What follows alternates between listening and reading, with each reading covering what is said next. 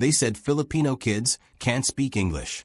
They said they were too shy, too quiet, too afraid to speak in front of people from bigger and richer countries. They said students from small Filipino schools could never win against children who grew up with tutors, private schools, and perfect accents. They said Filipinos might try, but they would never shine on a global stage. But everything changed the day one quiet girl shocked the world. Her name was Elena, a soft-spoken child who grew up in a small town in the Philippines. Her school didn't look like the schools you see in movies. The roof leaked during heavy rain. The wooden chairs had carvings from years of students before her. The classrooms had old books, dusty chalkboards, and broken electric fans that sometimes worked and sometimes didn't. But despite all that, something powerful lived inside those walls. Hope. Elena wasn't the loudest in class. She wasn't the most confident. In fact, if you walked into her classroom, you might not even notice her. She always sat in the back, listening carefully, writing quietly, speaking only when she had to. While other kids rushed to play outside, she stayed inside reading old books with faded covers and missing pages. Nobody thought she was special. Nobody saw her talent.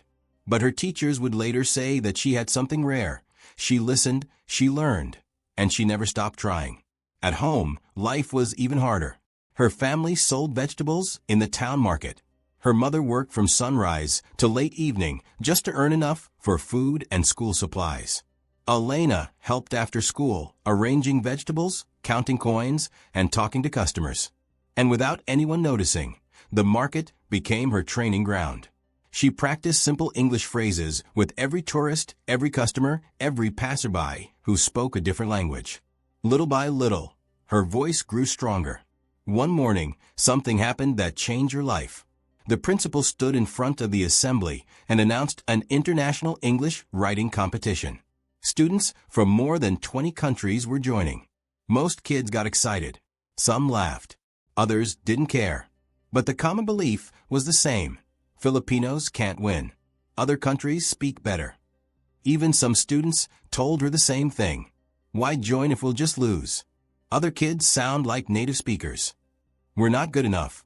But her English teacher, Mrs. Reyes, didn't believe those words. She had watched Elena for years. She knew how much this quiet girl cared about learning. So after class, she handed her a blank sheet of paper and said, "Write a story. Don't worry about being perfect.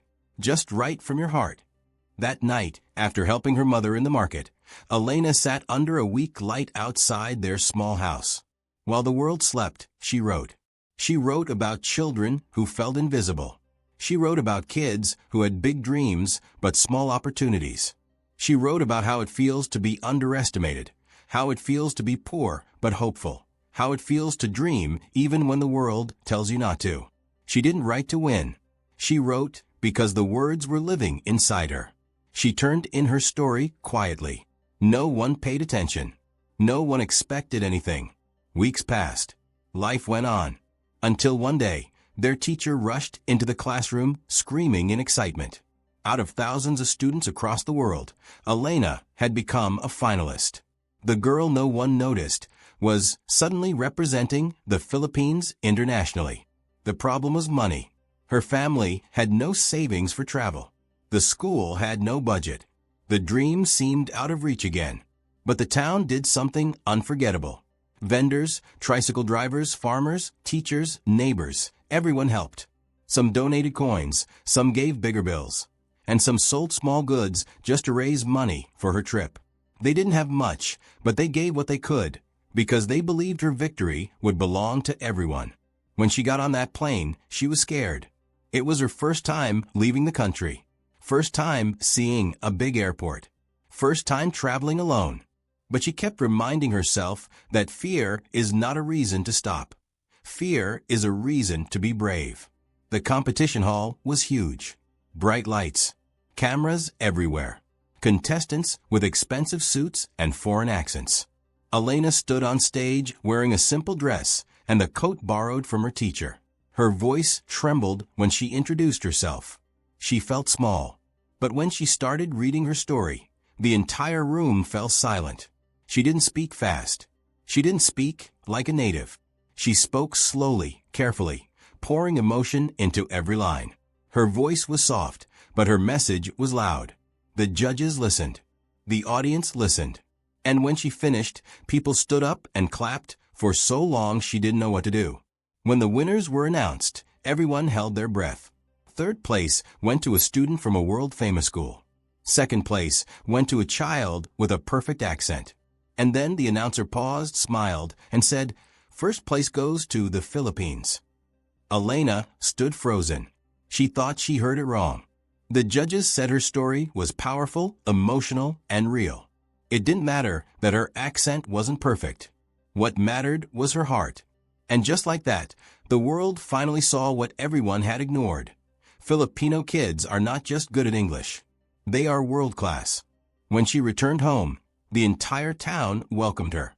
Children held small flags. Neighbors prepared food. People smiled and cried. And suddenly, something changed across the Philippines.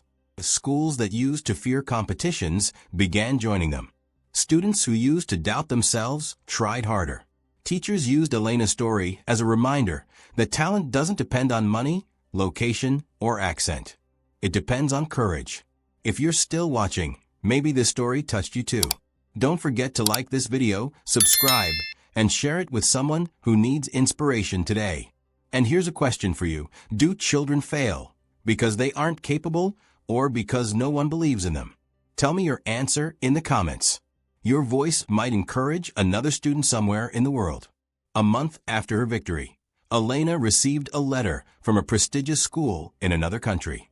They offered her a full scholarship, tuition, books, housing, everything. It was a dream thousands of students wished for. But the offer came with a choice. To study abroad, she would have to leave her family, her home, and her life in the small town. Then something terrible happened. Her mother fell seriously ill, and doctors said the treatment was expensive. Suddenly, the scholarship didn't feel like a blessing. It felt like a painful decision. Should she leave to chase her dreams or stay to take care of her mother? What would you do? Would you risk leaving everything behind, or would you stay with the people you love? Share your answer in the comments. Someone out there might be struggling with the same question. Her mother, weak but strong in spirit, told her, "Dreams are not meant to be locked away." With those words, Elena accepted the scholarship. She studied abroad, faced discrimination, struggled with culture shock, and missed home every day. But she kept going. She won more awards, became top of her class, and proved that a girl from a small Filipino town could compete with the best students in the world. Years later, she returned home, not just as a champion, but as a teacher, a mentor, and a leader. She built a small scholarship fund for Filipino students. She traveled to poor schools and donated books. She taught children who were just like her, quiet, unsure, and waiting for someone to believe in them. Many of her students went on to win their own competitions, proving that her victory was not a one-time miracle. It was the beginning of something bigger. And one day, standing on a world stage, invited to speak to global leaders, she told them something no one expected. She said, "The world does not lack talent. It only lacks chances. Genius can be born in a mansion or in a market stall. The difference is opportunity." And the world listened. Filipino children are still winning today, still surprising the world, still proving that the ones who are underestimated often shine the brightest. Now here's the question for you. What talent is hidden inside you? What dream are you silently practicing for? Leave your answer in the comments.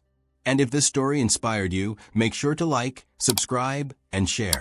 Someone out there might need this message right now.